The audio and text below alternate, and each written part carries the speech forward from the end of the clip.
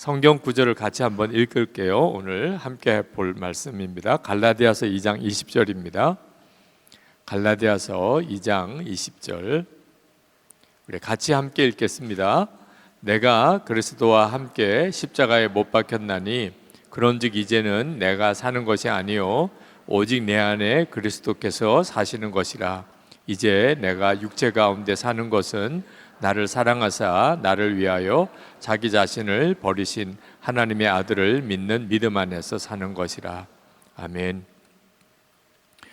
여러분이 이렇게 수양에 오면 어쩔 수 없이 시키는 대로 해야 되잖아요. 모이라 그러면 모이고, 예배하자 그러면 예배하고, 찬양하자 그러면 찬양하고, 기도하자 그러면 기도하고. 근데 이것이 여러분들에게는 쉽지 않은 일일 수 있어요. 그렇죠? 시키는 대로 해야 되는 일이 항상 어렵잖아요, 그죠? 꼭 여러분에게 부탁드리는 것은 여러분 안에 계시는 주님이 시키시는 대로 하는 그런 수양회를 꼭 한번 경험해 보세요. 물론 주님이 어떻게 말씀하실지는 예측하기가 쉽지 않습니다. 그죠? 뭐 예를 들어서 너는 집에 가라, 뭐 이렇게 주님이 말씀하실 수도 있긴 해요. 네, 분위기 너무 흐리니까 딴 사람을 위해서 너는 좀 가라. 네, 그런 감동이 오면 뒤에 간사님들이 꼭 분별을 받아서 뭐 주님의 인도함을 받는 게 원칙이지만 분별을 또 받아야 하거든요. 그래서 분별을 받아가면서 그 대신에 가장 중요한 것은 누가 시켜서 하는 게 아니고 이미 여러분들은 다 성인이잖아요, 그죠? 그러니까 주님이 이끄시는 것에 이것이 주님이 이끄시는 거구나, 기도를 계속 하라고 하시는 거구나, 또는 말씀을 들으라고 하시는 거구나, 거기에 반응을 꼭 해보셔야 돼요. 그렇지 않으면 지나고 나면 아무 의미가 없이 끝나버리게 돼요. 어제도 말씀을 드렸지만 주님의 이름으로 온 사람, 오늘 저녁 집회도 저녁 집회가 저녁에 7시부터 시작된다고 해서 온 사람도 있고, 주님이 오늘 밤에 정말 가라 그래서 온 사람도 있는데, 어떤 사람은 그 두 가지를 구분하기가 쉽은 사람도 있을 수는 있지만, 여러분의 마음에 오늘 저녁에 무슨 말씀을 하실까, 그런 마음에 간절함이 있었다면 주님이 여러분을 이끄신 사람이기도 한 거거든요. 꼭 주님의 역사하심에 반응해 보기를 바랍니다. 우리 조이 선교회 여름 수양회에 오래간만에 이렇게 모였는데 코로나19 이전의 수준에 비하면 인원이 좀 적다고 생각하시는 분들도 있으신 것 같아요. 간사님들은 그런 점 때문에 아쉬워하시기도 하시고, 근데 저는 굉장히 이 인원이 굉장히 많다고 생각이 듭니다. 한 번은 우리 기독교 대학의 교수 신우에 제가 설교를 하러 갔어요. 네, 10명의 교수님이 모이셨어요. 예배를 드리고 교수님 중에 한 분이 그런 질문을 하셨어요. 목사님, 오늘 목사님이 이렇게 특별히 오셨는데 우리 교수신의회 회원 중에 10명밖에 못 모인 것 때문에 너무 창피합니다. 그리고 목사님에게 너무 죄송합니다. 저희들은 우리 대학교 안에 복음화를 위해서 믿지 않는 우리 제자들, 학생들, 그들도 다 예수 그리스도를 믿고 구원받고 하나님 앞에 쓰임받게 되기를, 그리고 우리 나라 전체가 정말 복음으로 바로 서게 되기를 우리가 간절히 원하지만 우리가 할 수 있는 게 너무 적습니다. 그러는 거예요. 목사님은 우리 대학 교수 신우에 우리 10명 모인 우리들이 무엇을 할 수 있다고 생각하십니까? 그러는 거예요. 그 교수님의 마음에 깊은 좌절이 있으시더라고요. 여러분도 여러분 대학 안에서 크리스천 수가 너무 적어졌어요. 여러분 코로나19 이전에는요, 이건 굉장히 심각한 이슈였어요. 지금은 코로나19 때문에 그것이 이슈가 묻혔어요. 그 전에 캠퍼스 안에 예수 믿는 우리 학생들이 너무 적어졌어요. 그래서 다들 심각한 위기의식에 사로잡혔어요. 여러분도 그런 좌절이 있을 수 있어요. 우리가 뭐 할 수 있을까? 우리가 캠퍼스 안에 도대체 우리가 무슨 일을 할 수 있을까? 우리가 앞으로 우리 대한민국 나라와 또 우리 민족을 위하여 앞으로 기독교는 어떤 역할을 할 수 있을까? 이런 어떤 좌절감이 있을 수 있어요. 네, 꼭 기억하세요.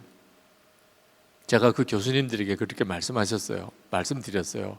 교수님, 지금 이 대학 안에 10명의 교수님들이 계신데 그 교수님들이 다 예수님께서 정말 마음에 계신 것을 믿고 그 예수님이 왕이 되시는 그런 분이라면, 그런 교수님이 우리 대학 안에 10명이 있어.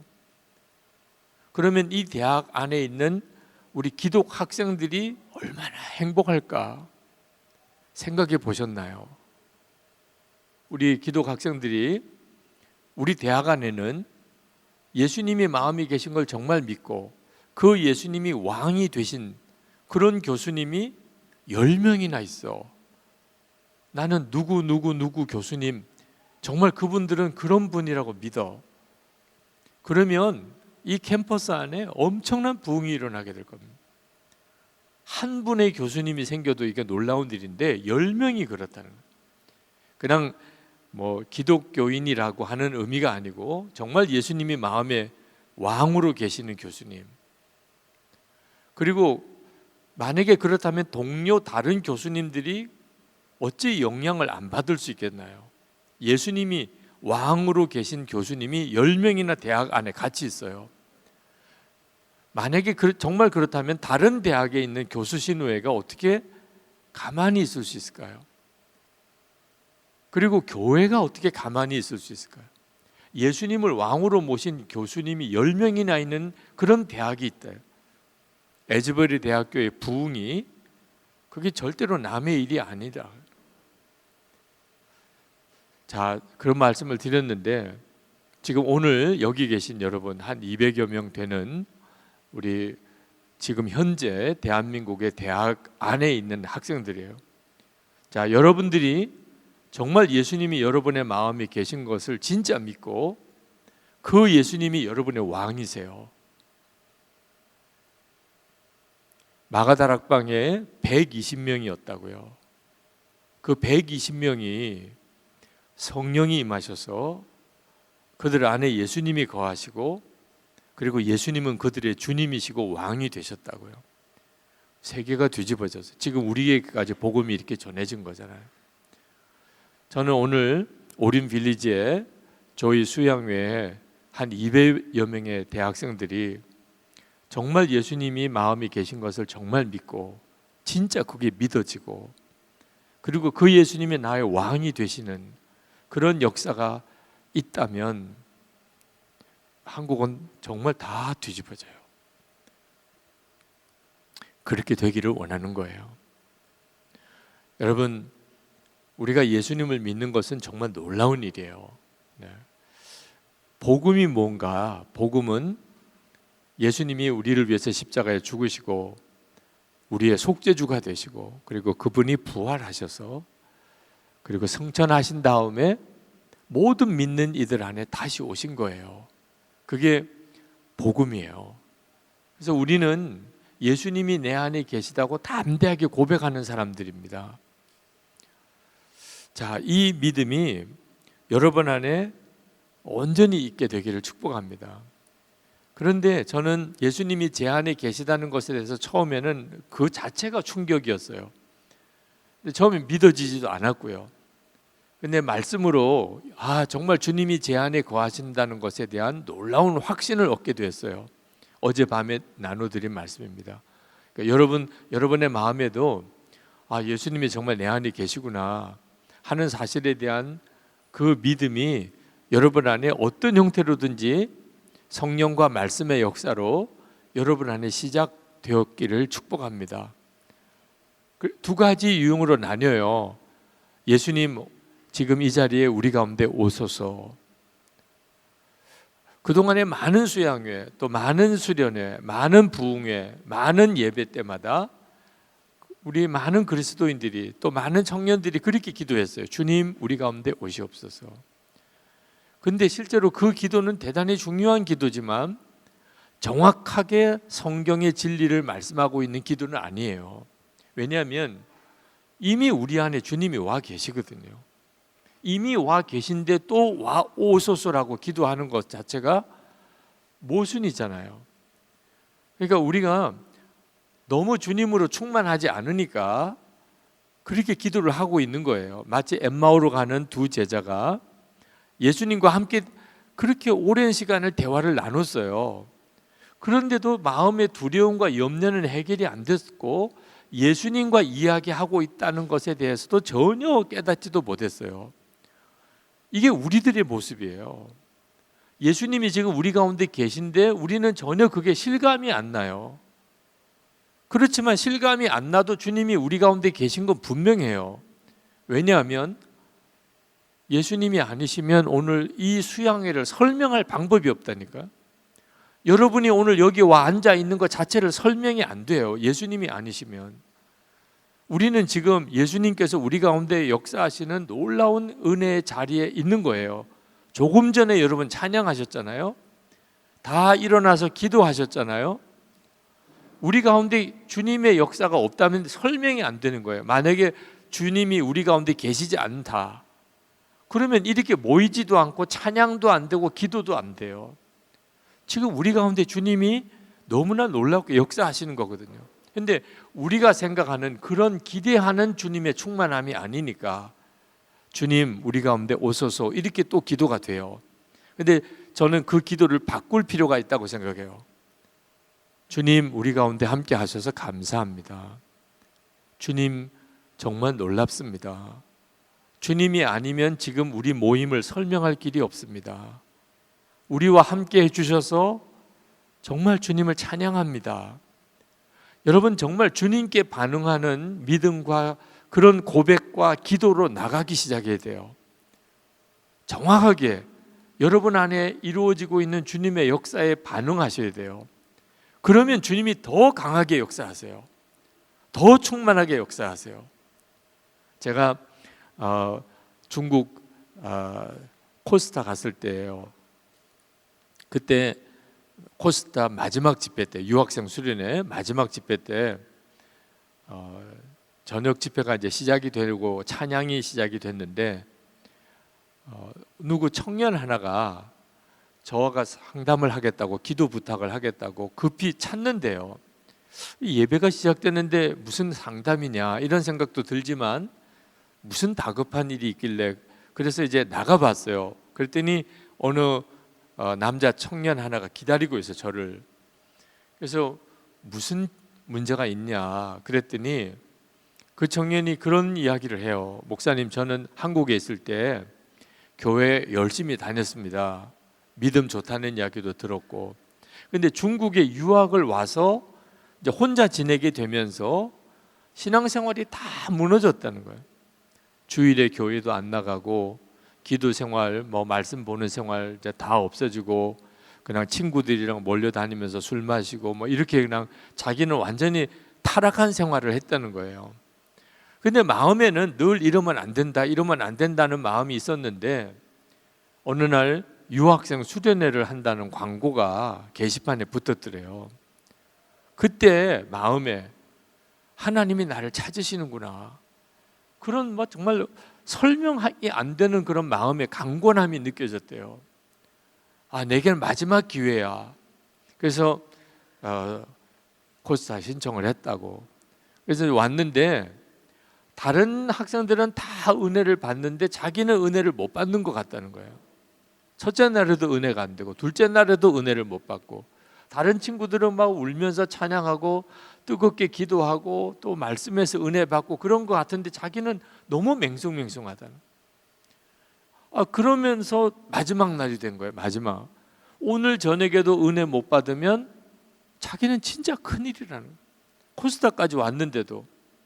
그러면서 목사님, 어떻게 하면 오늘 제가 은혜를 받을 수 있겠습니까? 그러면서 울어요. 목사님, 어떻게 하면 오늘 저녁에 제가 은혜를 받겠습니까? 그래서 제가 그 청년에게 그렇게 말했어요. 너는 계속 은혜를 못 받았다, 은혜를 못 받았다 그러는데 나는 은혜를 못 받았다는 사람이 우는 거 처음 봤다. 그래서 은혜 못 받은 사람은 벌써 집에 갔다. 그 은혜 못 받은 사람은 지금 방에서 잔다. 이게 지금 예배가 시작되는데 처음 보는 강사인 목사님을 상담하겠다고 불러내 가지고 나 오늘 은혜 못 받으면 나 큰일 나요. 그러면서 막 우는 너 안에 역사하시는 성령의 역사는 내가 보기엔 너무 놀랍다. 너가 이 코스타에 참석하게 된 것도 주님이 하신 거고 너가 하는 일 아니다. 너가 고백했잖아. 이상한 감동이 느껴졌다고. 그리고 시간 은혜를 못 받았다고 하지만 계속 집회에 참석하고 왜 나는 은혜를 못 받을까 그런 고민하고 마지막 날에는 큰일이다. 오늘 은혜 못 받으면 나 죽는다. 그러면서 이제 목사님에게 기도라도 받아야 되겠다. 내 안에 계시는 성령께서 역사하신 거 아니면 절대로 이런 생각 아무도 안 든다. 너 기도는 하자. 근데 하나님이 너에게 계속 이렇게 역사하고 계신데 나는 은혜를 못 받았다 그러면 주님이 얼마나 섭섭하시겠냐. 그러니까 기도는 하되 우리 고백은 바로 하자. 주님 너무 감사해요. 제가 믿음 다 잃어버리고 완전히 그냥 타락한 생활을 했는데도 주님은 저를 계속 부르시고 그리고 이 코스터까지 오게 하시고 내가 아직 말씀에서 또 찬양해서 이렇게 뭔가 이렇게 확 열리지는 않았지만 하나님이 계속 나를 은혜 받는 자리에 계속 나오게 하시고 그리고 너무 마음이 간절하게 하시는 다 주님의 역사입니다. 주님 역사해 주셔서 감사합니다. 그런데 주님이 계획하신 것은 여기서 끝나는 게 아니잖아요. 주님 오늘 밤에 더 역사해 주세요. 그렇게 기도하는 게 맞지 않겠냐. 그랬더니 자기도 그렇게 생각이 든다는. 그래 그러면 우리 왜 은혜를 안 주시나요? 이렇게 하지 말고 은혜를 주시고 계시잖아. 그런데 오늘 밤에는 더 역사해 주세요. 이렇게 기도하자. 그래서 이제 머리에 손을 키도 커가지고 손 얹기도 너무 힘들더라고. 하여튼 손을 얹고 간절한 마음으로 같이 기도를 했어요. 그리고 저도 그 청년이 그날 어떤 은혜를 받는지 궁금하더라고. 그렇게까지 간절히 기도를 했는데 다 일어나서 막 찬양을 하는데 그 청년은 뭐 난리도 아니에요. 다 일어나서 찬양하는데 걔는 복도에 나와가지고 무릎을 꿇고 손을 들고 막 통곡을 하고 우는 거야. 그러니까 같이 코스타에 참석했던 다른 친구들이 얘 왜 이러냐. 완전히 그 주변이 폭탄 맞은처럼 그렇게 돼 있더라. 너무너무 강하게 성령께서 그 형제를 만지시고 말씀하시고 역사하시는 것을 보았어요. 자, 성령님 역사하고 계셨잖아요. 그런 은혜를 받고 있었다니까요. 성령님이 역사를 안 하신 게 아니에요. 그런데 우리는 내가 기대하는 것이 아니면 주님이 역사 안 하셨다고 생각해요. 여러분이 이제는 정확하게 보아야 돼요.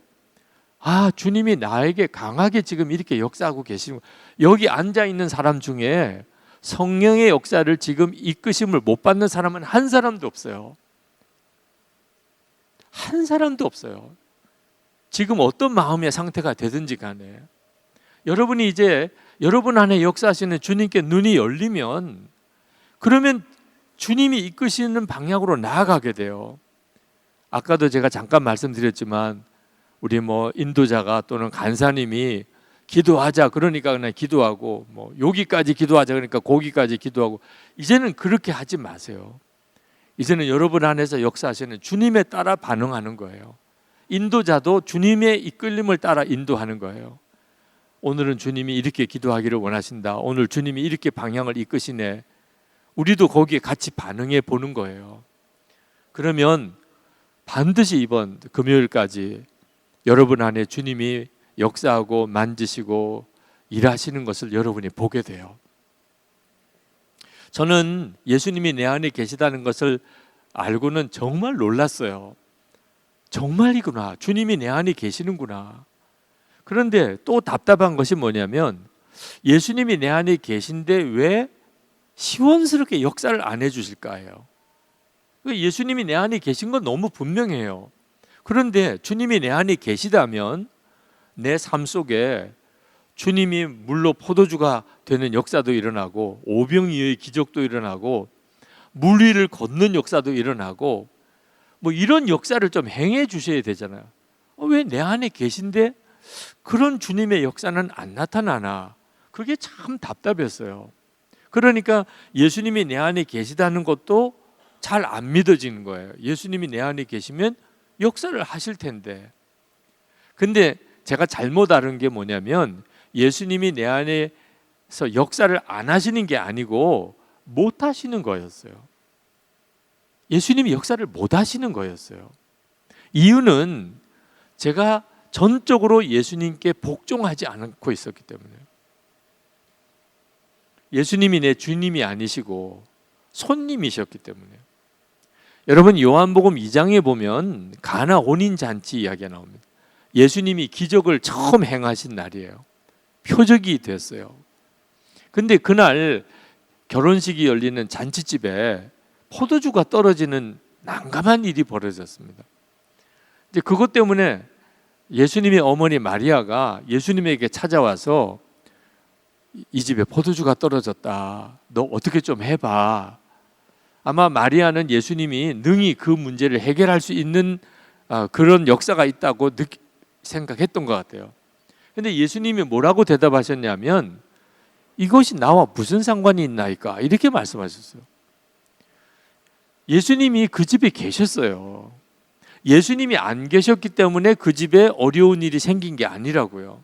우리는 어떤 착각을 하냐면 우리 집에 또는 나에게 또는 우리 교회에 우리 조이 선교회 안에 예수님만 함께 계시면 역사가 일어날 텐데 아니에요. 예수님이 함께 계시는데도 역사가 안 나타나는 일이 많아요. 가나 혼인 잔치집에 포도주가 떨어졌지만 주님은 아무것도 안 하려고 하셨어요. 왜 그랬죠? 예수님이 손님이셨기 때문에.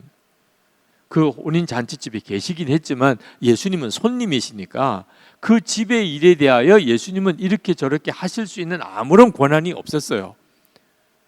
그러니까 예수님께서 그 마리아에게 이것이 나와 무슨 상관이 있나이까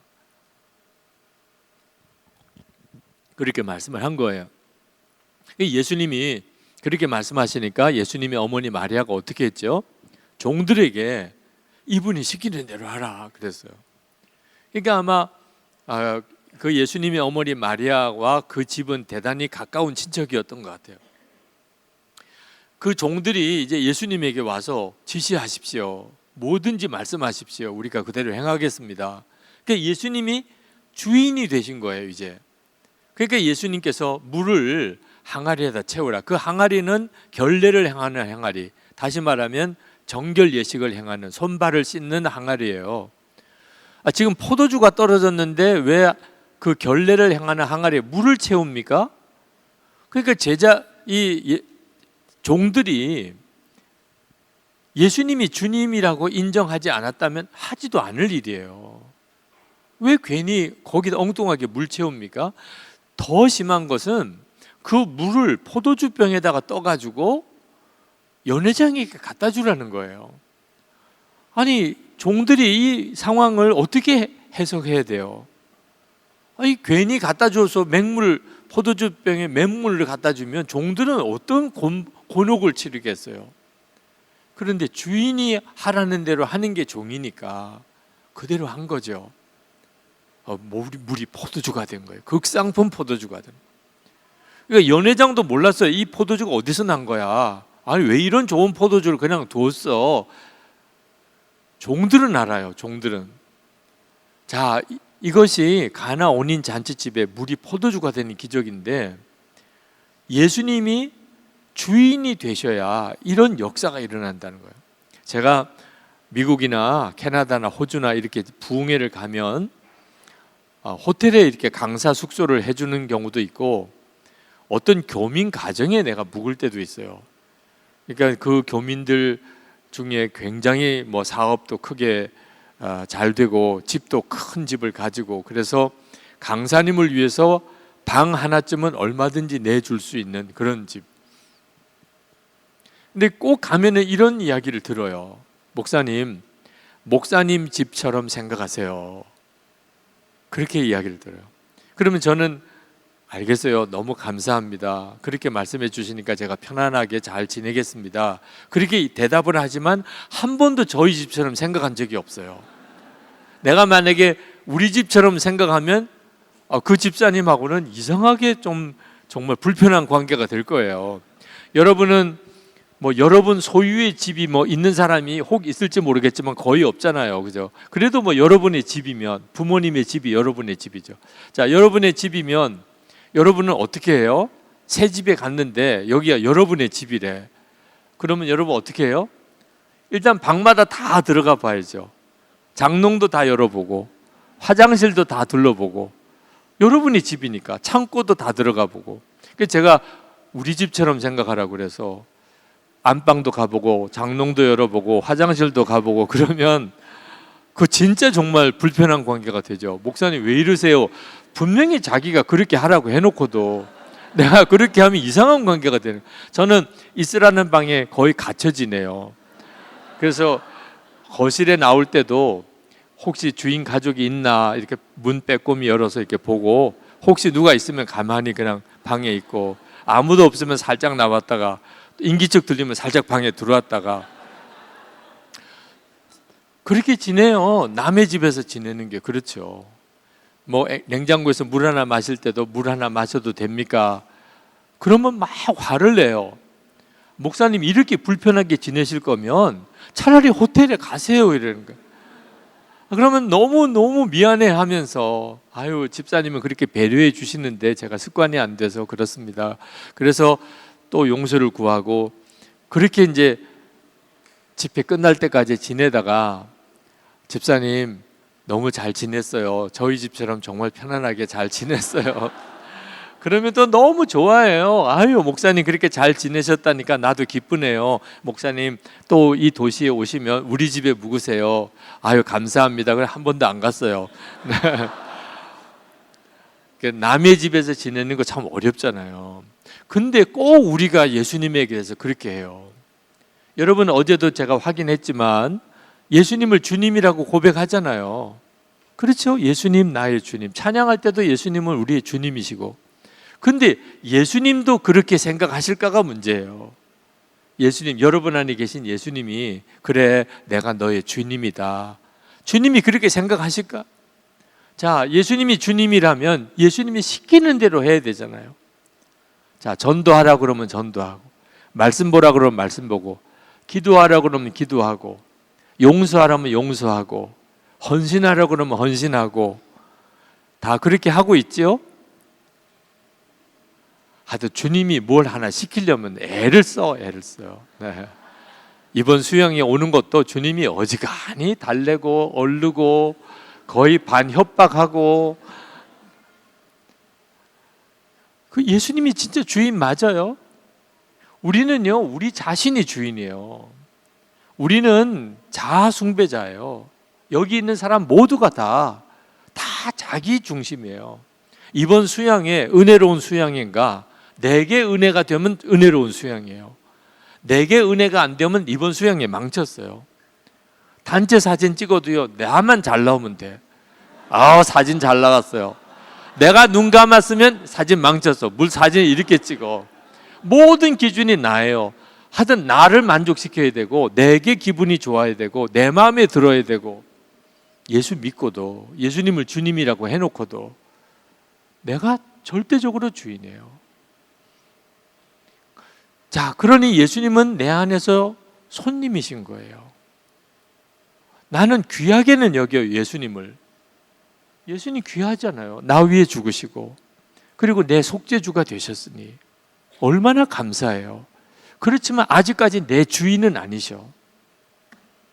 그러니까 주님은 역사를 못 하시는 거예요. 우리가 예수님을 영접했지만 내 주변 사람들도 몰라요. 내 주변 사람도 내가 예수님을 영접했는지. 자, 여러분의 부모님은 여러분을 보면 예수님 보는 것 같을까요? 오늘 휴대폰으로 연락드려봐요. 엄마, 나 보면 예수님 보는 것 같지? 너 좀 이상해졌나 보다. 무슨 질문할 걸 질문을 해라. 아빠, 나 보면 예수님 보는 것 같지요? 한번 확인해 봐요. 부모님이 여러분을 보면 예수님 보는 것 같을까요? 여러분 안에 예수님이 계신데, 여러분 안에 예수님이 계시다고요. 그런데 어떻게 부모님이 몰라요? 여러분이 자아가 안 죽었다는 게 그렇게 심각한 거예요. 여러분이 죽지 않은 자아가 여러분 안에 계신 예수님을 가로막아요. 다른 사람이 전혀 몰라. 여러분 학교 캠퍼스 안에 여러분 친구들 있잖아요. 근데 그 친구들이 여러분을 보면 예수님 보는 것 같아요? 그럴까? 만약에 여러분이 나는 정말 죽었습니다. 예수님이 진짜 내 주님이 되셨다. 모를 수가 없어요. 모를 수가. 예수님이 내 주님이시고 내 생명이신데 어떻게 가까이, 그것도 4년 가까이 같이 공부를 하는 친구들이 모를 수 있냐고요. 너 보면 정말 이상해. 나는 너를 보면 정말 내 마음이 정말 이상한 것 같아. 너 보면 꼭 예수님 보는 것 같아. 이런 말 너무 많이 듣죠. 귀찮아 죽겠어. 이 사람도 그렇게 이야기하고 저 사람도 그렇게, 교수님도 그렇게 이야기하고. 그래서 막 너무 짜증나죠. 아니면 너 진짜 예수 믿는 거 맞아? 어느 쪽으로 주로 들으세요? 예수를 믿고도 왜 우리가 이렇게 사는 거죠? 내 자아가 안 죽으니까. 예수님을 믿었지만 내 자아가 안 죽으니까, 그러니까 예수님을 믿어도 다른 사람이 전혀 모르는 거예요. 이 자아가, 죽지 않은 자아가 뭐냐면 사사기 21장 25절에 자기 소견에 옳은 대로 행하는 거예요. 자기 소견에. 여러분, 내 생각에 옳다고 생각하는 대로 말하고 행동하는 게 죄예요? 세상 사람들은 그게 죄일 수가 없어요. 자기 생각에 옳은 대로 말하고 행동하는 게 뭐가 죄예요? 그런데 성경은 사사시대 때의 죄가 그게 죄라는 거예요. 자기 소견에 옳은 대로 행하고 말하는 거. 이유는요, 우리 안에 예수님이 생명이시고 주님이신데 내 생각에 옳은 대로 말하고 행동했기 때문에 그게 죄가 되는 거예요. 자, 여러분, 부모님이 혹시 부부싸움 하는 거 보신 적 있어요? 네, 그러면 엄마 아빠한테 가서 물어보세요. 엄마, 아빠랑 왜 싸워? 그러면 엄마가 막 이야기하겠죠? 그러면 누가 나빠요? 아빠가 나쁘지. 엄마 말 들어보니까 아빠가 잘못했네. 잘못했으면 잘못했다고 빨리 용서를 구해야지. 왜 싸우기는 왜 싸워? 그래서 이제 아빠한테 가서, 아빠, 엄마 말 들어보니까 아빠가 잘못했던데 아빠가 빨리 잘못했다고 용서를 구해야지. 왜 싸워? 그러면 아빠가 어떻게 반응해요? 거품 물고 넘어지지. 아빠도 할 얘기 있어요? 그 말해봐요, 아빠. 그럼 아빠가 막 말을 하면 그 다음 누가 잘못했어요? 엄마가 잘못했네. 그러니까 다 엄마 아빠가 왜 싸우냐면 다 자기가 생각하기에 옳다고 생각하는 대로 말하고 생각하고 주장하니까. 그러니까 싸우는 거예요. 여러분은 아닐 것 같아요? 여러분도 나중에 결혼하면 그렇게 그냥 결혼 못하면 죽겠다는 사람이 결혼하고 나면 또 헤어지지 않으면 죽겠다고 또 그렇게 나와요. 왜 그렇죠? 다 자기가 생각하기에 옳은 대로 그렇게 사니까 자아 충만한 거예요. 자아. 죽지 않은 자아로 살면 어떤 사람하고 결혼해도 행복하지 않아요. 그게 진짜 문제예요. 여러분, 교회가 싸우는 모습을 보고 마음이 아픈 사람 많을 거예요. 교회가 싸우는 거. 그죠? 어른들은 왜 싸우죠? 목사님, 장로님 이런 분들이 왜 싸워요? 그래서 여러분이 너무 답답해서 목사님 왜 싸우세요 도대체? 그러면 목사님 이야기 들어보면 누가 잘못했어요? 장로님이 잘못했죠. 장로님 찾아가서 장로님, 도대체 장로님은 왜 싸우세요? 들어보면 누가 잘못했어요? 목사님 잘못했죠. 다 목사도 장로도 교인들도 다 자기 생각에 옳은 대로 판단하고 말하고 행동하니까 교인들끼리도 싸우는 거예요. 그러니까 우리들의 마음이 너무 아픈 거예요. 나도 목사 아들로 자라면서 제일 마음의 상처가 어른들이 싸우는 거예요. 저는 초등학교 다닐 때 동네 아이들이 다 교회 나왔어요. 중학교 다닐 때 상당수가 떨어졌어요. 고등학교 다닐 때 거의 다 떨어졌어요. 저는 부산에서 살았어요.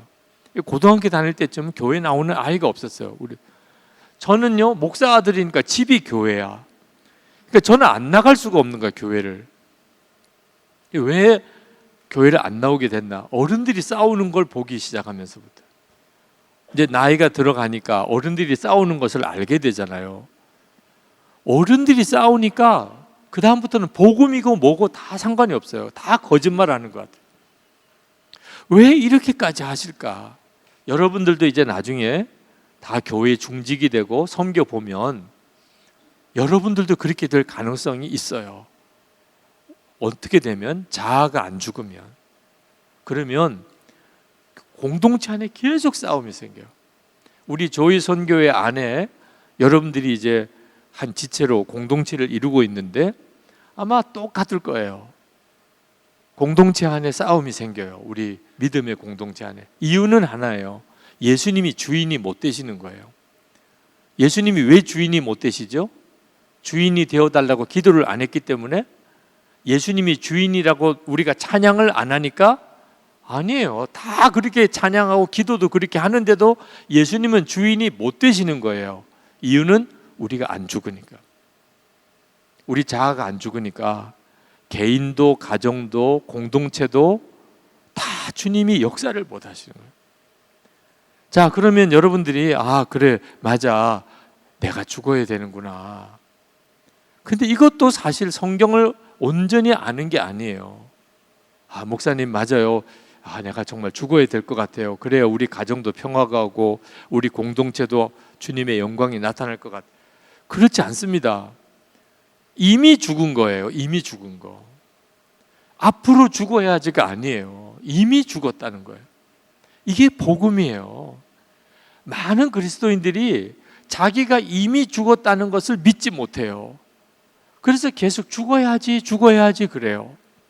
여러분, 죽어야지 하는 것은 죽은 거예요? 안 죽은 거예요? 안 죽은 거예요. 죽어야지. 의사였다가 회심하고 이제 목사님이 되신 분이 계세요. 근데 이분이 의과대학 다닐 때 이제 동물 가지고서 이제 생체 수술하는 실험을 했던 그 이야기를 하시더라고요.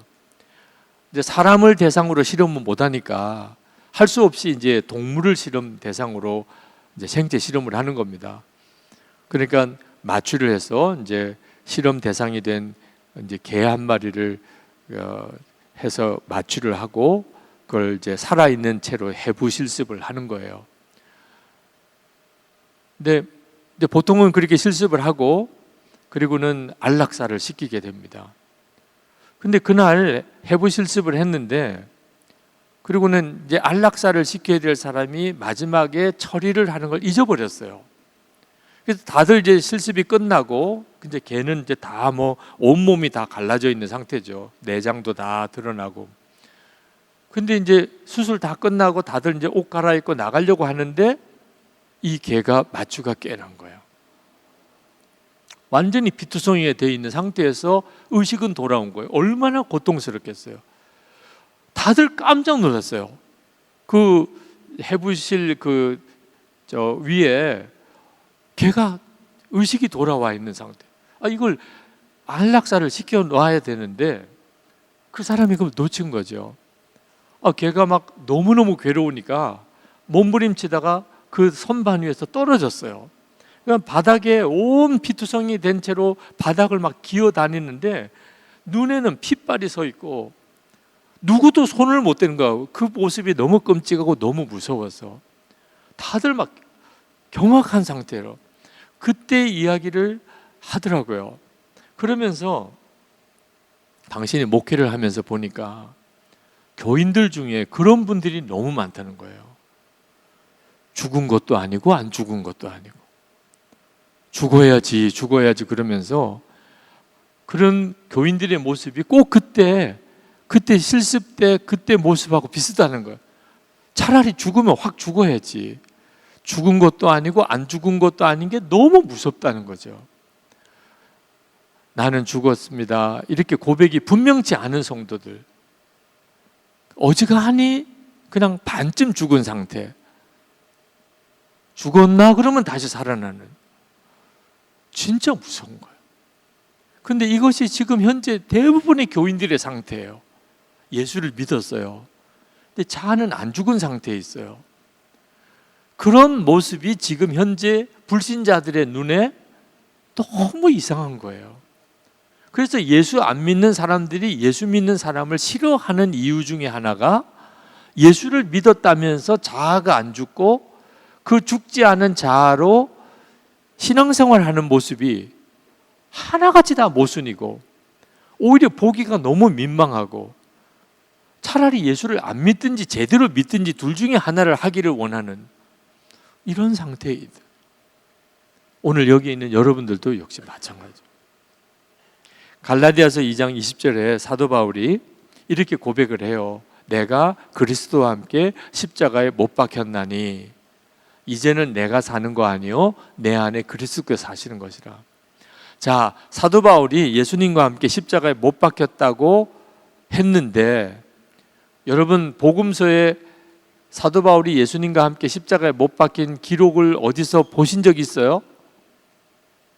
누가복음인가 보면 그때 예수님의 십자가에 못 박히실 때 사도 바울이 나도 십자가에 못 박히기 원합니다. 그래서 그러냐 그러면 로마 병정이 예수님하고 같이 엎어가지고 같이 못을 박느라고 좀 큰 못 가져와라 그래가지고 애쓰고 뭐 두 사람이 같이 못 박혀서 십자가에 올라가서 뭐 서로 그렇게 끌어안고 무지 고생을 많이 했고 그런 부분이 나오죠.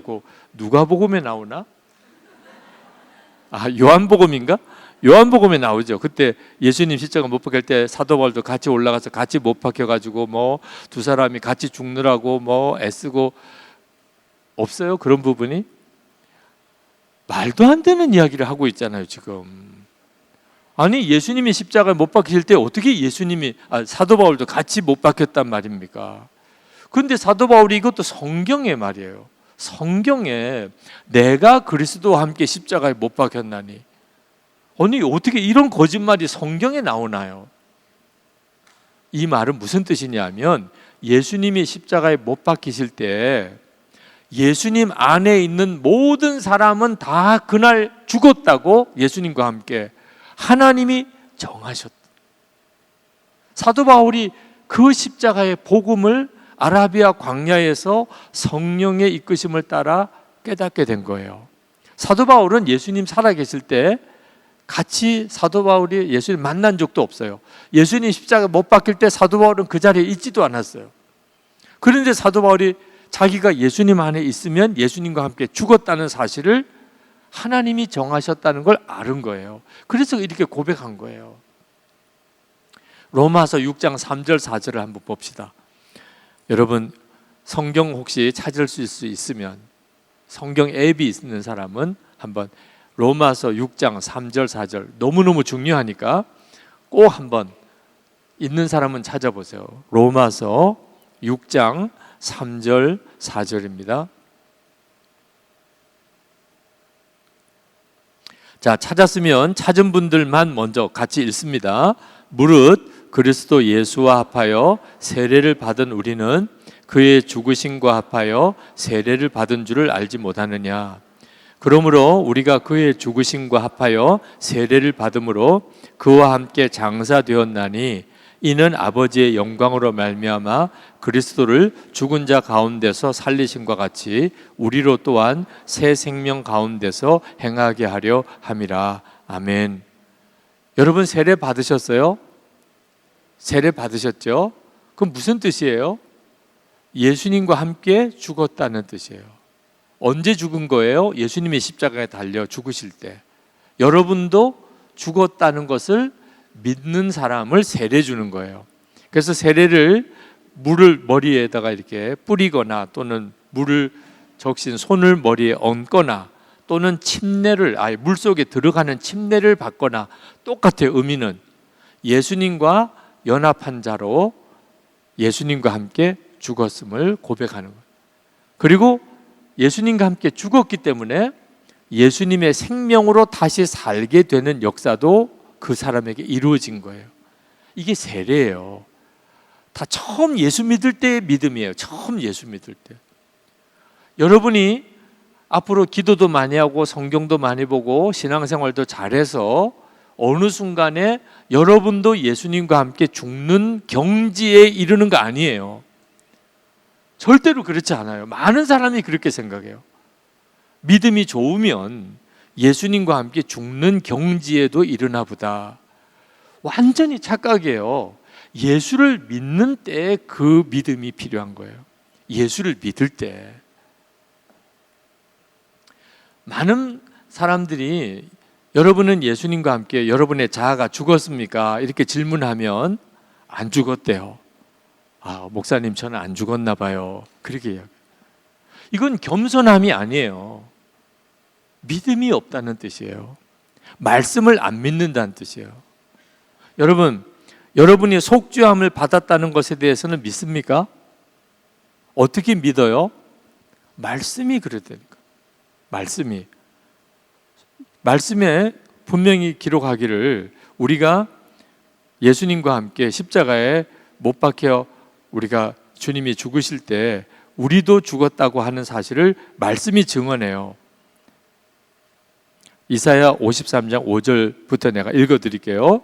그가 찔림은 우리의 허물 때문이요 그가 상함은 우리의 죄악 때문이라. 그가 징계를 받음으로 우리는 평화를 누리고 그가 채찍에 맞음으로 우리는 나음을 받았도다. 우리는 다 양 같아서 그릇 행하여 각기 제 길로 갔거늘 여호와께서는 우리 모두의 죄악을 그에게 담당시키셨도다. 아멘이거든. 아, 예수님 믿으면 우리 죄가 다 사함을 받는구나. 말씀이 그렇게 되니까 믿는 거예요. 자, 그러면 죽은 거는요, 성경에 통일하게 말씀하고 있잖아요. 오늘 여러분이 갈라디아서도 보았고 로마서도 보았잖아요. 우리가 예수님과 함께 죽었다고 성경은 말하고 있거든요. 왜 성경대로 안 믿나요? 죽는 것은. 나는 안 죽었나 봐. 그 말은 말씀을 안 믿는 거예요. 아직도. 속죄에 대해서는 말씀을 믿지만 내가 죽은 것에 대해서는 말씀을 안 믿는 거예요. 고린도후서 5장 14절에 이렇게 말씀합니다. 한 사람이 모든 사람을 대신하여 죽었은즉 모든 사람이 죽은 것이라. 그러니까 저도 죽었고 여러분도 죽은 거예요. 예수님이 십자가에 죽었고 사도 바울도 죽었고 유기성 목사도 죽었고 여러분도 죽었어요. 그런데 이 믿음의 고백을 할 수 있느냐 하는 거예요. 예수를 믿었지만 나도 죽었습니다라고 고백하는 성도가 참 드물어요. 그러니까 어떤 일이 벌어지는 거죠? 예수님의 생명의 역사가 안 나타나는 거예요. 죽지도 않았는데 어떻게 새 생명을 누리고 살아요? 여러분이 나는 안 죽은 것 같아, 이 말은 굉장히 심각한 말이에요. 그 말은 예수님이 생명이 되시는 역사가 일어날 수가 없다는 뜻이에요. 나는 죽었습니다 고백하면 그때부터 주님이 역사하기 시작해요. 김익두 목사라고 우리 초대교회에 유명한 부흥사가 계셨는데 그분은 깡패였어요. 그러다가 선교사의 전도를 받고 예수를 믿었는데 이 깡패가 예수 믿고 거듭났다는 것을 누구도 인정해 주지를 않는 거예요. 그래서 어느 날 이 김익두가 부고장을 돌렸어요. 김익두 죽었다고. 시장 상인들이 너무 기뻐했어요. 깡패가 죽었다니까. 야, 잘 죽었다. 근데 주일에 그 김익두가 예배드리러 성경책 들고 교회 가는 걸 보고 다 기절하는 줄 알았어요. 아니, 자기가 죽었다고 부고장 다 돌린 그 사람이 멀쩡히 살아서 교회 가고 있거든. 그날이 김익두의 세례식 날이에요. 그러니까 깡패였지만 정말 성경대로 믿고 고백을 한 거예요.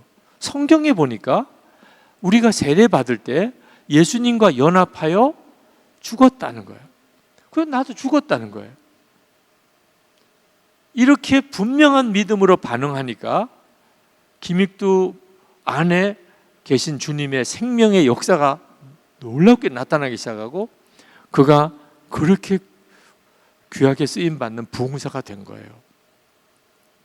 여러분들이 오늘 이 말씀을 듣고도 여러분들이 둘로 나뉘어요. 하나는 나는 죽었다 이제 분명하게 고백하는 사람, 또 하나는 죽었다는 말씀을 듣기는 했는데 나는 고백하기는 너무 부담돼. 이런 사람 둘로 나뉘어요. 그건 어떤 결과가 나오는 줄 아세요? 실제로 주님의 역사를 체험하는 게 달라지기 시작해요. 나는 죽었습니다 이렇게 고백하면 그때부터 주님의 역사가 나타나기 시작해요. 노만 그럽 선교사라고 외핵 선교회의 국제 총재였던 분이 계십니다. 외핵 선교회의 사역을 엄청나게 놀랍게 일으켜내신 분이에요. 그런데 이 노만 그럽 선교사님이 새내기 선교사 시절에 그가 처음 갔던 나라가 콩고예요. 아프리카 콩고. 근데 처음에 선교사로 나갈 때는 마음이 막 뜨거웠지만 막상 나가보니까 현실이 너무 힘든 거예요. 그리고 자기 자신이 너무 준비가 안 돼 있는 걸 깨닫고 선교사라서 깊은 좌절에 빠져 있었어요. 그때 영국에 있는 외핵 본부에서 선교사님들에게 조그만 소책자를 다 보내주었습니다. 제시펜 루이스가 쓴 십자가 복음에 대한 책이에요. 조그만 소책자인데 그 소책자의 내용이 뭐냐면 우리는 예수님과 함께 이미 죽었다. 앞으로 죽을 게 아니고 이미 죽었다. 예수를 믿을 때 그게 우리 믿음이다. 그 다음에 예수님의 생명으로 살게 되는 거다. 그 내용이에요. 근데 그날 밤에 노만 그룹이 너무너무 힘든 거예요. 내가 죽었다니. 나는 살아있는데 내가 죽었다니. 이걸 어떻게 믿어야 되냐. 근데 그날 새벽에 하나님께서 노만 그룹에게 이런 질문을 던져요. 너 예수님이 십자가에 분명히 죽었냐? 그렇지요. 예수님은 십자가에 분명히 죽으셨지요. 그러면 너도 죽은 거야. 왜? 내가 예수님 안에 있잖아. 그리고 예수님이 내 안에 있잖아. 그때 너무나 분명하게 깨달아졌어요. 내가 예수님과 함께 이미 죽었구나. 늘 고백하고 살았어요. 나는 예수님 안에, 예수님은 내 안에, 주님은 포도나무고 나는 가지고. 그렇다면 내가 죽은 거지. 그래서 그 다음날 아침에 그가 카드를 하나 꺼내서 무덤을 그리고 거기다가 묘비를 그려요. 그리고 거기다가 이렇게 써요. 노만 그럽 여기에 묻히다. 자기가 죽었음을 명확하게 고백한 거죠. 그리고 그 카드를 늘 책상에다가 꽂아두고 그는 평생을 사역을 했어요. 노만 그룹은 이미 예수님과 함께 죽었어요. 그 다음부터 주님이 그 노만 그룹을 통하여 역사하기 시작한 거예요. 제가 2016년에 미국에서 열렸던 선교사님 수련회 갔어요. 전 세계 선교사님들이 그날 그 미국에 모였어요. 저에게 말씀을 전해달라고 그래서 나는 죽고 예수로 사는 이 십자가의 복음을 전했어요. 그리고 집회가 끝나고 제가 숙소에 들어갔는데 휴대폰에 문자가 왔어요. 그날 저녁 집회 때 선교사님 한 분이 심장 충격으로 죽었다는 거예요. 저는 정말 상상도 못했어요. 그날 집회 중에 선교사 한 분이 죽은 거예요. 그래서 막 거기에 댓글들이 막 달렸어요. 도대체 그 건강하던 분이 어떻게 돌아가셨냐, 장례는 어디서 치르냐, 뭐 유족들은 어떻게 하냐, 뭐 안타까운 글들이 막 달렸어요. 근데 조금 있다가 본인이 그렇다고 고백하셨습니다. 이렇게 문자가 왔어요. 그날 저녁에 선교사님 한 분이 나는 죽고 예수로 사는 십자가의 복음을 듣고 맞구나, 아멘. 그러고 난 다음에 당장 자기 선교사 후원하는 분들, 파송교회, 그리고 동료 선교사님들, 자기 SNS에 연결된 모든 분에게 문자를 다 돌린 거예요. 아무아무개 선교사 아무 날 저녁 집회 중에 심장 충격으로 죽었습니다. 너무 막 반응이 막 장례식이 어디냐 막 이러니까 이제 본인도 당황스러우니까 본인이 그렇게 고백했습니다라고 다른 분이 그렇게 문자를. 그러니까 그 문자에 대해서 또 댓글이 달리기를, 야 너만 잘 믿냐, 뭐 믿어도 좀 곱게 믿어라, 얼마나 놀랬는지 아느냐, 아이고 나도 처음엔 그랬었다, 뭐 하여튼 뭐 이상한 댓글들이 막 달려요. 자, 여러분이 죽었다고 고백하면 너무 사람들이 기뻐하실까요? 그렇지 않아요. 여러분이 이제 죽었다고 이제 오늘 집회 때 은혜 받았어요. 나중에 이제 결단의 시간을 가질 겁니다.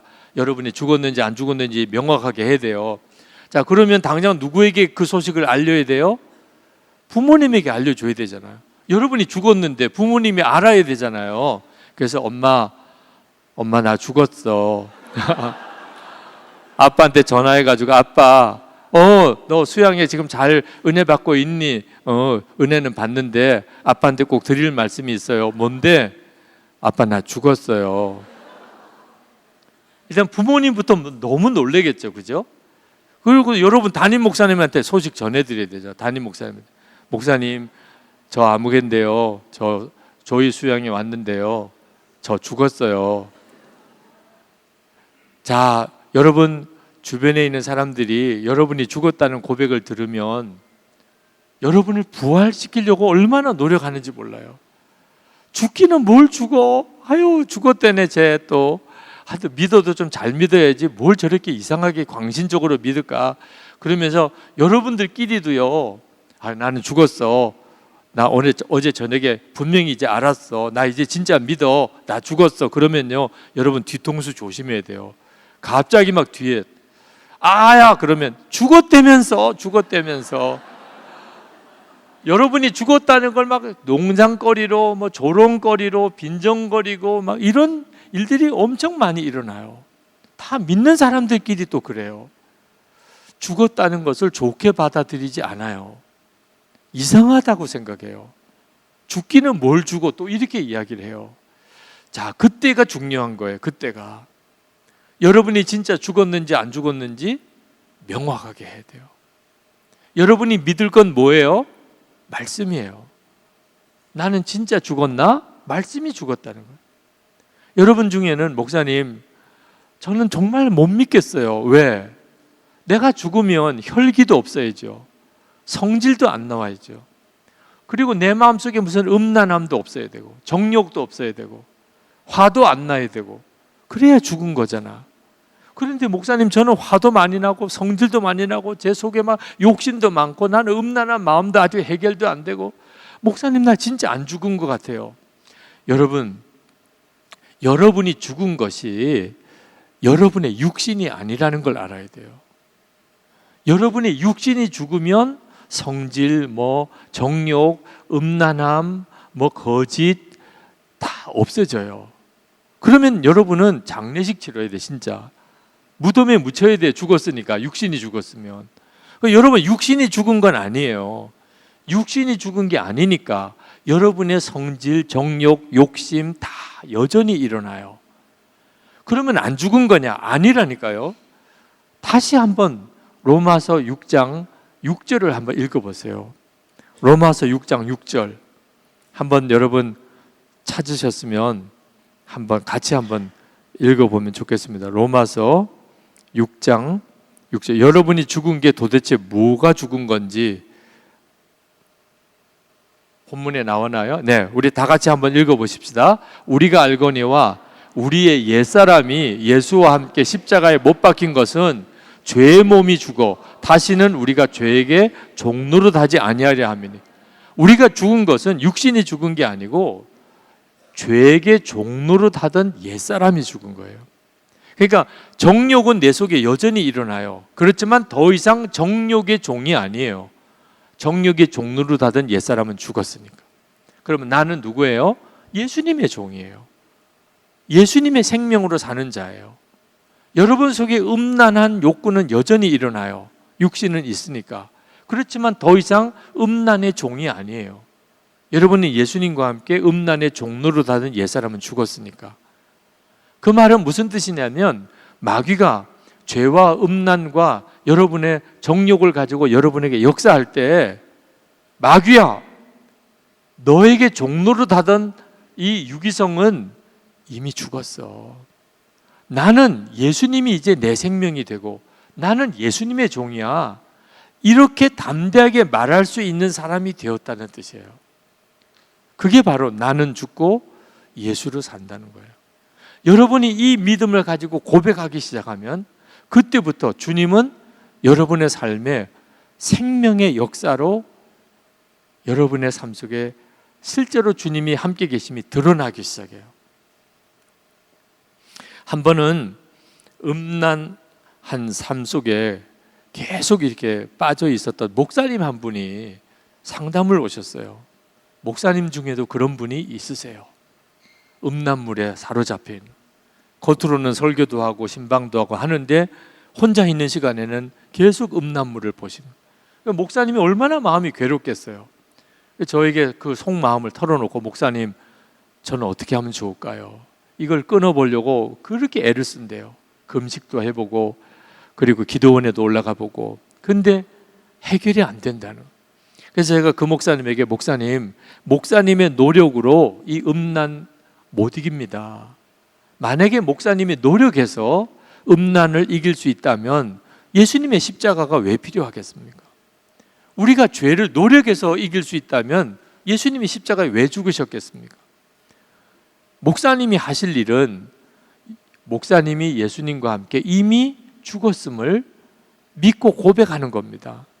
그 다음에 음란에서 목사님을 이기게 하시는 분은 주님이십니다.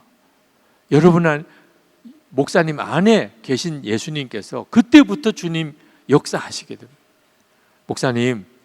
목사님이 이미 죽었음을 고백하십시오. 그것만 하실 수 있는 목사님이 하실 유일한 길이에요. 그랬더니 그 목사님이 자신이 없다는 거예요. 진짜 답답하다. 목사님, 지금 자신이 있고 없고가 문제가 아닙니다. 말씀을 같이 보십시다. 목사님이 예수님과 함께 이미 죽었다고 했습니다. 목사님이 할 일은 믿고 고백하는 거예요. 목사님, 저를 따라하세요. 목사님이 스스로 하기 힘들면 저를 따라하세요. 아무개 목사, 저는 예수님과 함께 죽었습니다. 그래서 따라하지를 않으세요. 왜 그러시냐고 그랬더니 느낌이 안 온대요. 진짜 정말 화가 나더라고. 지금 목사님이 되신 분이 무슨 느낌 타령을 합니까? 말씀을 믿으시라고 하지 않았나요? 따라도 못합니까? 따라도. 목사님 입이 있다면 따라 한번 해보세요. 그래서 목사님이 더듬더듬 따라 하셔요. 아무개 목사, 예수님과 함께 죽었습니다. 그러고는 그냥 통곡을 하시는 거예요. 더 이상 회개의 눈물도 안 난다고 하신 분이에요. 근데 그 자리에서 그냥 바닥에다가 무릎을 꿇고 막 얼마나 우시는지. 주님, 저 아무개는 죽었습니다. 이 고백이요, 그 목사님을 묶고 있었던 죄의 굴레를 벗겨내는 능력이 됐어요.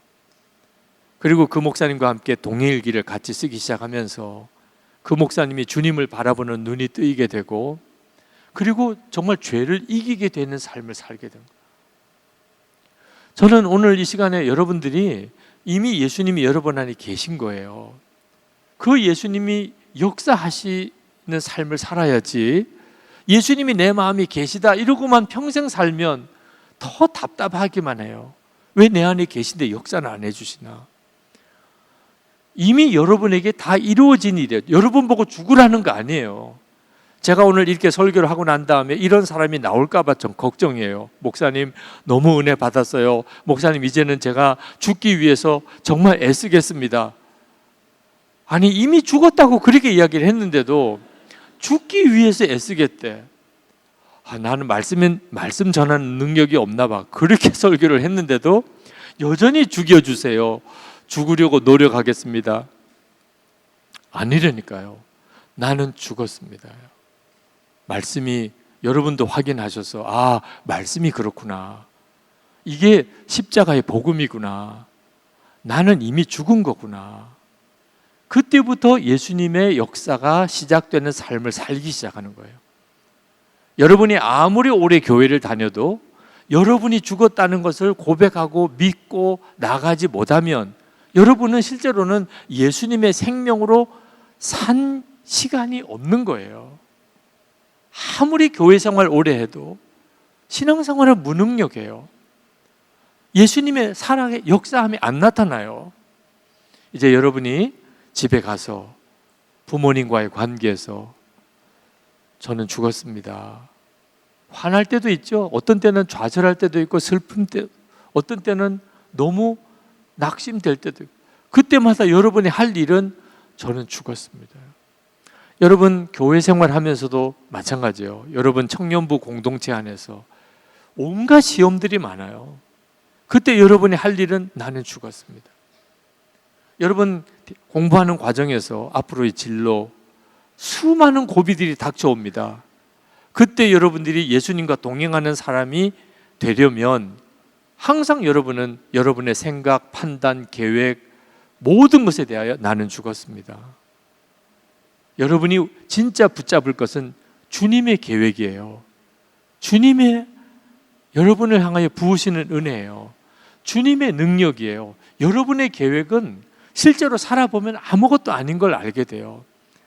진짜 좋은 게 뭔지 어떻게 알아요? 여러분의 인생 가운데 정말 좋은 게 뭔지 지금 어떻게 알아요? 근데 한 가지 분명해요. 예수님은 모든 걸 알고 계세요.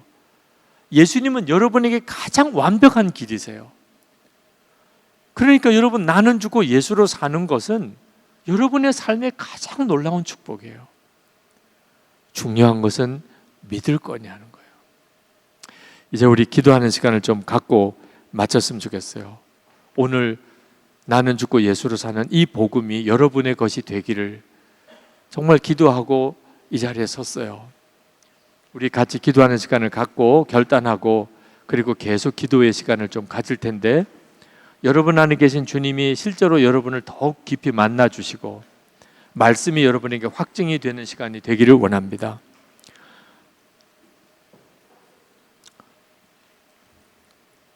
나는 죽었다. 이 사실이 오늘 말씀으로 여러분에게 분명하게 믿어진 사람, 내가 이 말씀을 붙잡아야 되겠구나. 내가 앞으로 죽어야 되는 게 아니고 내가 이미 예수님 믿을 때 죽었구나. 주님, 제가 그 사실을 분명히 고백하고 살겠습니다. 주님, 이제 역사해 주세요. 내 삶을 향한 계획도, 나를 통해 주님 하시고 싶은 일도 주님 나를 통해 하세요. 나는 이미 나 자신에 대해서는 죽었으니까 이젠 주님 마음대로입니다. 그렇게 분명히 결단하실 분들은 일어나서 기도합시다. 나는 죽었습니다. 앞으로 죽어야 되는 것도 아니고 내가 이미 죽었음을 제가 말씀에 의지하여 분명히 고백합니다. 그렇게 결단하실 수 있는 분은 일어나세요. 그리고 오늘 여러분 안에 역사하시기를 원하시는 주님께 마음을 정말 완전히 여세요. 복음 안에, 진리 안에 굳건하게 서서 주님께 구하세요. 오늘 여러분 가운데 강력하게 성령의 기도를 주실 분이 있습니다. 여러분이 여러분의 자아에 대한 죽음을 고백하고 나면 주님은 여러분 안에 마음껏 역사하실 수 있게 돼요. 그동안 그렇게 깊은 기도를 경험해 보고 싶었는데 그게 안 돼서 답답하던 분들에게는 주님이 그렇게 인도하세요.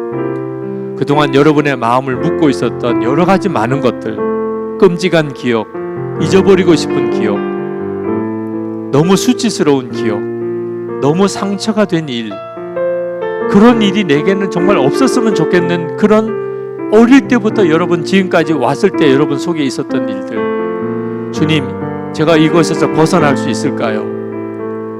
그렇습니다. 여러분의 옛사람은 이미 십자가에서 죽었기 때문에 정말 할렐루야예요. 이제는 예수님의 생명으로 완전히 새 인생을 살게 돼요. 이것이 나는 죽고 예수로 사는 축복이에요. 여러분이 정말 그렇게 되기를 원합니다. 그러면 여러분 자신의 삶뿐만 아니고 여러분의 가정, 교회, 우리나라 전체가 바뀌게 돼요. 여러분만이면 충분해요. 여러분이면 정말 이 나라 부흥의 불씨가 되기에 충분해요. 우리 주여 간절한 마음으로 부르짖고 기도합시다. 주여, 할렐루야. 그거 놀라우신 하나님의 은혜를